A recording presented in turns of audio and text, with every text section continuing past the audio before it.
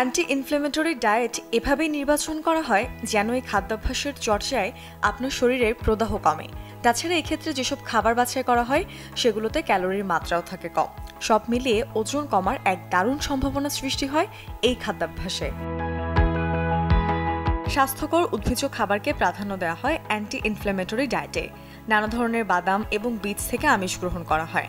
যারা প্রাণীজ খাবার খান তারা চাইলে মুরগির মাংস এবং মাছ যোগ করতে পারেন। মাছের তেলও ইতিবাচক ভূমিকা রাখে। মৌসুমী ফলমূল এবং শাকসবজির দারুণ সমন্বয় থাকে এই ডায়েটে। হোল গ্রেন অর্থাৎ গোটা শস্য থেকে তৈরি খাবারও এই ডায়েটের অন্তর্ভুক্ত। তবে এই ডায়েট মেনে চলতে গেলে চর্বি, মাখন, লাল মাংস এবং প্রক্রিয়াজাত মাংস বাদ দিতে হবে খাদ্য তালিকা থেকে। ফাস্টফুড, ভাজা পোড়া খাবার কিংবা অতিরিক্ত তেল দেওয়া খাবার খাওয়াও একেবারে চলবে না। প্রক্রিয়াজাত শস্য থেকে তৈরি খাবার এবং চিনি মিশ্রিত খাবার আর পানীয় বর্জনীয়।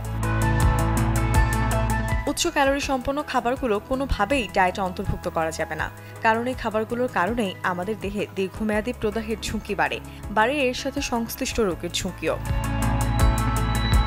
অ্যান্টি ইনফ্ল্যামেটরি ডায়েট মেনে চললে আপনার ক্যালোরি গ্রহণ কম হবে, ফলে ওজন কমার এক দারুণ সুযোগ সৃষ্টি হবে।